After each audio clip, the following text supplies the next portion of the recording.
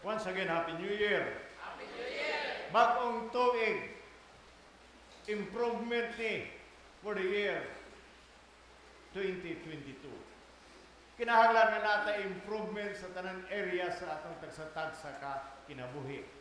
Aming batana. But first of all, ako nihawak ko sa akong pulpito. Okay. Announcement gamay.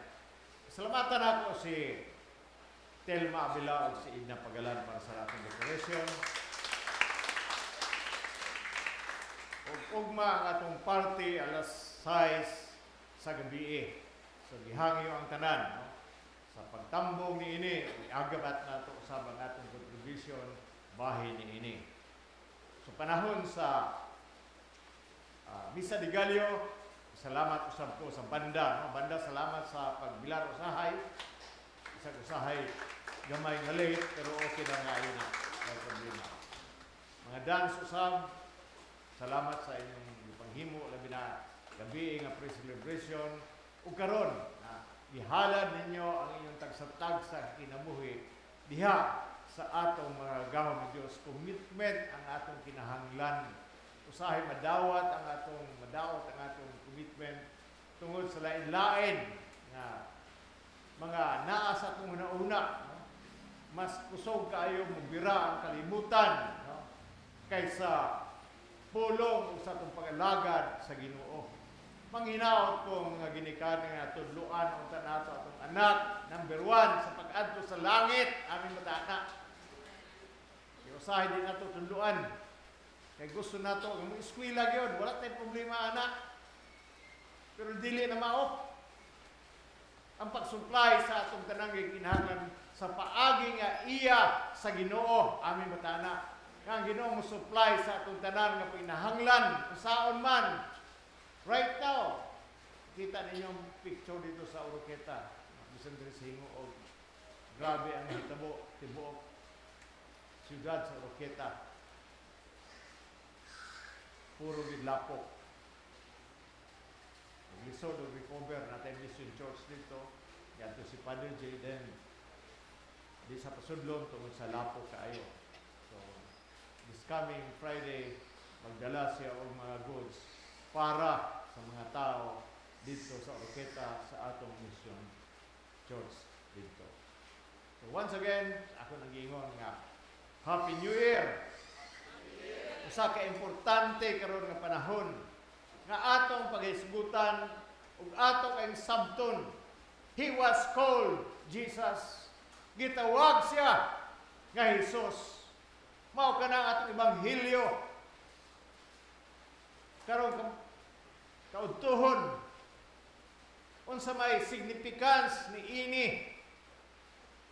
nga ngalan, unsa ka importante ang iyang ngalan sa mga Hudyo.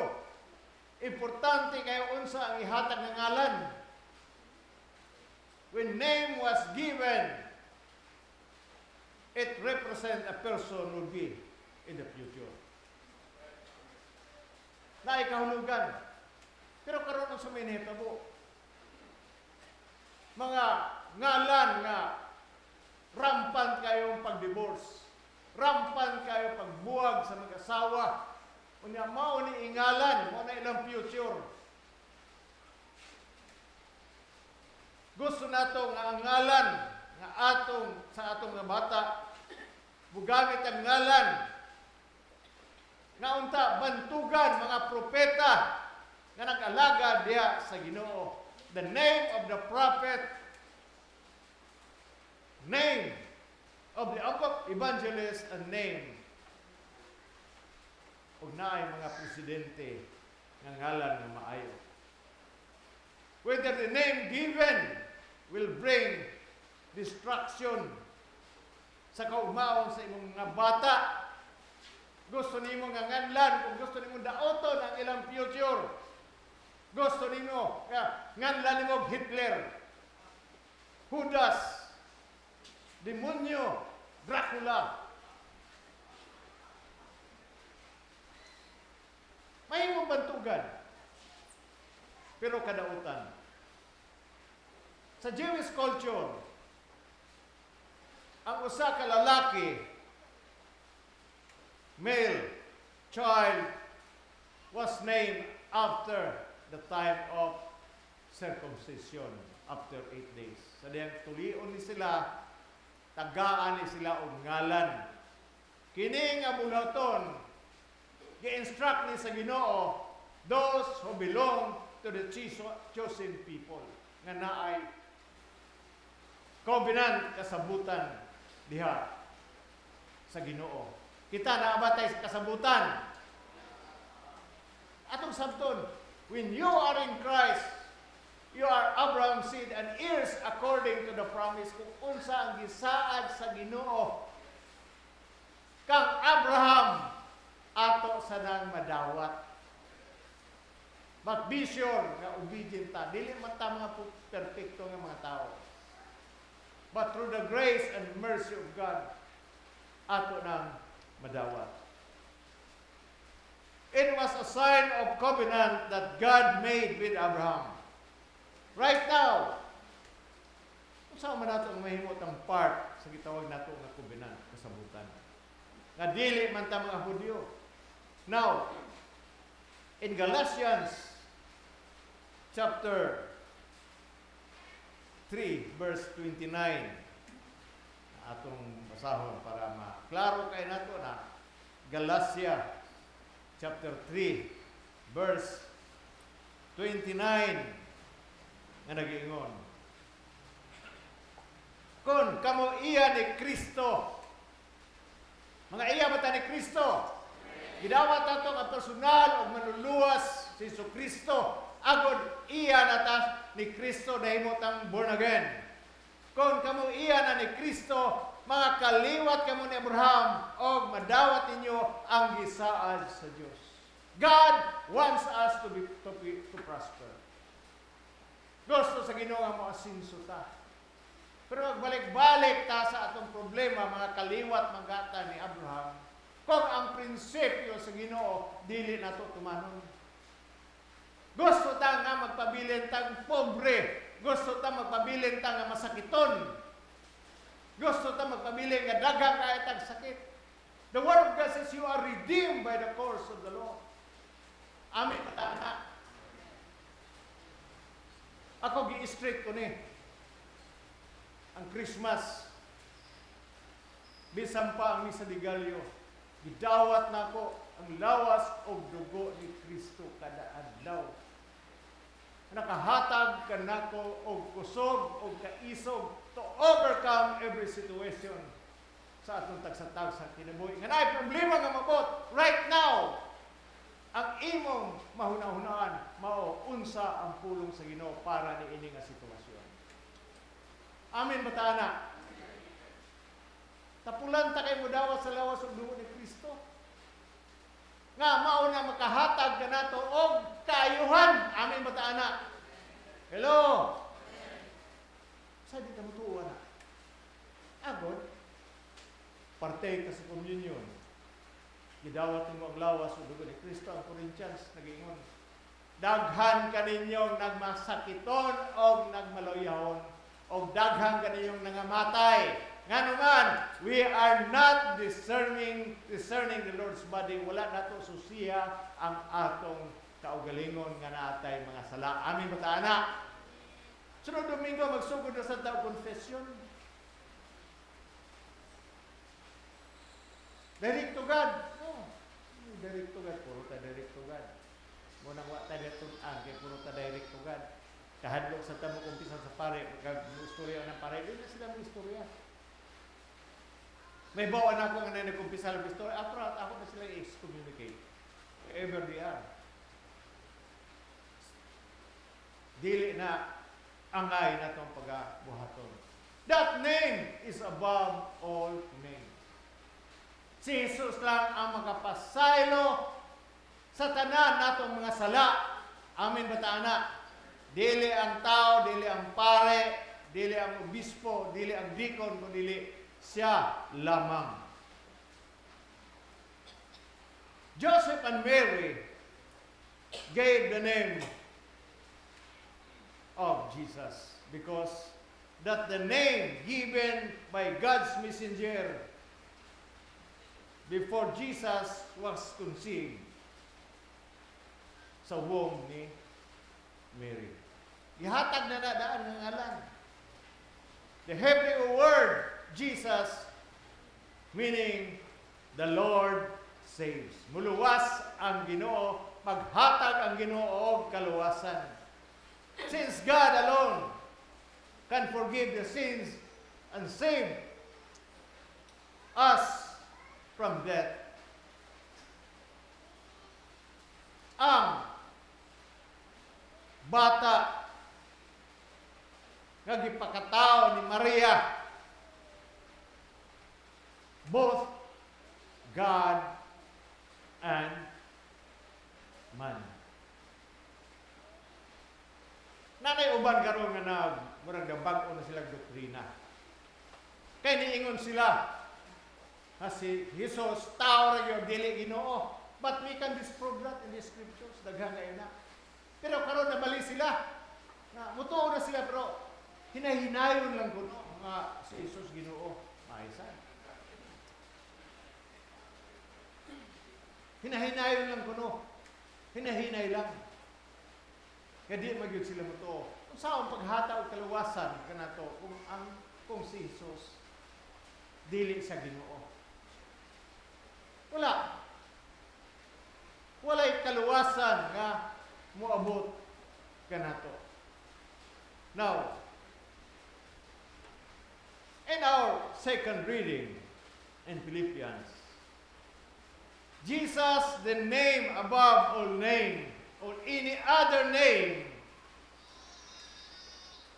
the name Jesus signifies that the very name of God is present.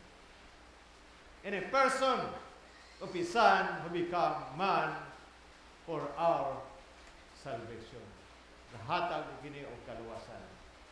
In the name of Jesus, demons flee, cripple walk, blind see, the deaf hear, and the dead raise.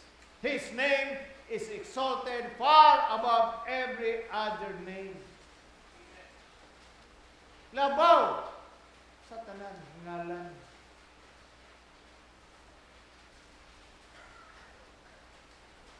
Makabantay mo nga ba kung tanaw na sa tanaw ko sa TV. Dili ko no kay idolatry. Sige, mana ka na ninyo. Na nag-celebrate ka sa simbahan. Nagdala og flag, ginako kayo. Unya na marka dito, Jesus, dako kayo Jesus. Paglabay sa ila, baw sila tanan. Sa may kalainan na nagganap ang flag, banner na marka ng Jesus. Meaning, double standard. Double standard. The question is, we must respect the things of God. Amen matana. Respetaran nato ang mga butang nga iya nga gihimo sa Ginoo para gyud kanato. The name of Jesus is at the heart of all Christian in prayer. Naani kanato nga sa ngalan ni Jesus. It is true. Jesus, that we pray to the Father in the power of the Holy Spirit. Daghagay mga Kristiyano nga natay words in our mouth whenever there is danger. Do we exalt, ipataas ba nato ang ngalan ni Jesus and pray with confidence in His name, that the name of Jesus and no other name, for that name sa ngalan ni Jesus natay pardon kapasayloan, natay kaluoy, natay grasya and victory over sin and death. Sa usao na itong paningkamot sa atong tagsatag sa kaugalingon. We want the world. Gusto tato sa kalibutan, gusto mo ta musikat.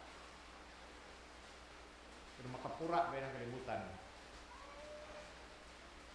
May lang kag maayo sila na kinahanglan nimo mo ng kalibutan. Ato ginang bantayan. The name of Jesus will bring healing in our lives. Amin ba tayo? If you really believe. Mark 11:24, whatsoever things you desire when you pray, believe that you receive them and you shall have them. Ang atong nakita usay, deceived kayo na. Na-deceive sa dana. Ang atong feeling usay, ma-deceive sa anak. Kung usay itong gibate mo na itong bisulti, pero dili na maawang bisulti sa limo. Sakit man. Balik na kang sakit. Sige lang kang reklamo sa sakit. Sige lang kang reklamo sa sakit. But it's time for us to let the name of Jesus lifted up on high. The name of Jesus will bring healing. The name of Jesus will bring healing sa tanan nga naay mga kanser. Sa tanan nga naay mga sitwasyon. Sa tanan nga naay mga problema sa inyong tagsa-tagsa na kinabuhi. Gamhanan ang ngalan ni Jesus. Why? Nag-ingon siya, if you have problems, call upon me and I will answer thee. Nagtawag ba ta niya heartily? O nagtawag ta nga bahala na lang ka Lord? Kung ingon tag bahala na lang ka Lord, meaning we are trusting the living God. Right now, as we partake the communion, kung gusto mo na magpaampo, just go to that side and receive your healing by faith. Amin ba tayo? Nata sa kabubihon, ihawas ta sa Ginoo, but we have to follow the principle sa Ginoo nga ang tithe and offering importante kayo sa atong tagsa-tagsa kakinabuhi. Mauni ang makahawas sa atong gitawag nga poverty line sa atong kinabuhi. Nagkalambanita, pangita kung asa ta mangutang para sa atong kalanon. Di ta makahatag, amot nga no gyud na. Nga para man na sa ato o dili na para sa Ginoo. Amin ba ta anak? Hello. Dili na para sa Ginoo. Para na sa ato, para abrihan niya ang gangang sa langit to pour out the blessing upon us. Mao ramang na ang Yahweh, ang ikapulo, mao ang Yahweh nato sa pag-abre na kay Yahweh para sa purtahan, parehas anak. God gives us the keys of the kingdom para pag-abre.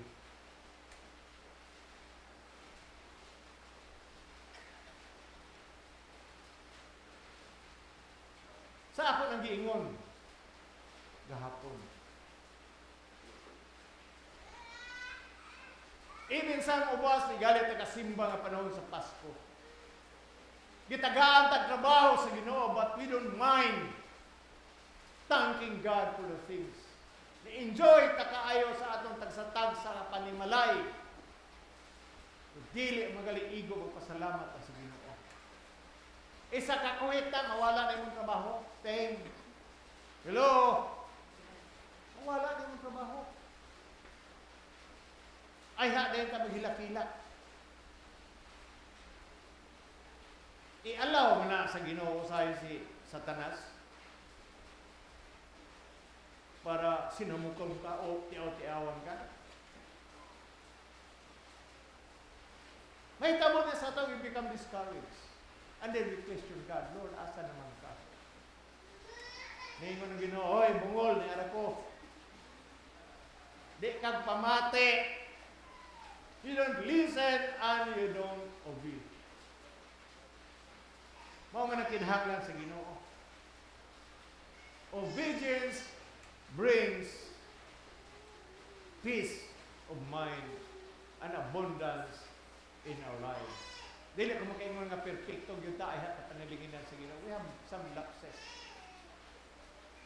Pero sa i-overcome na sa Ginoo sa atong kinabuhi tungod sa iyang grasya o kaayo o kaluoy.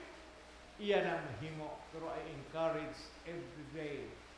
I encourage everybody na kung unsa ang prinsipyo regarding finances, then we have to do it. Kung gusto mo magpabilang ng pobre, go ahead. Kamoy magbuot sa inyo. Kinabuhi kung unsa inyong gusto. Begin what you have now. Subject karong January 1 ang paghatag sa Ginoo faithfully. Bisag piso ra inyong adawat, tagay 10% ang Ginoo. Amin ba taana? Piso? Okay ra. Dos? 520. Kanang nga seed nga gihatag sa Ginoo sa ato para ato nang itanom. Dili na para nato kanon. Ang 10% ang gikaon unsa may imong pala. Wala, imo ra na ikalibang. Wala kay gitanong sa ingharian sa Ginoo. Call unto Jesus. Adto kang HESUS. Kay siya tanan ang tag-iya. Every knee shall bow, every sickness and diseases will bow in the name of Jesus. As the priest will anoint you with oil, believe God by faith regardless of your feeling. Diya na mapildi kung sa ating debate. Ang importante no sa karang patay na baka gustuhan ka dapat patay ka na. Di ka na mabalda ng libak, pagdaot ni mo, di ka na maunsan. Mabalda ka pa lang gihapon, then imo nang i-overcome sa imong tagsa-tagsa kinabuhi. Ay kabalangan. Why? Because God is your defense. Nag-ingon Ginoo, vengeance is mine, saith the Lord. Kasagdi na sila kung unsa ang ilang gusto. Basta naa ka nato si HESUS na naghatag ka nato o kaluwasan, nga si HESUS naghatag nato kaayuhan sa tanang area sa atong kinabuhi. Amen ba taana? Mao kana ebanghelyo gihangyo ang tanan.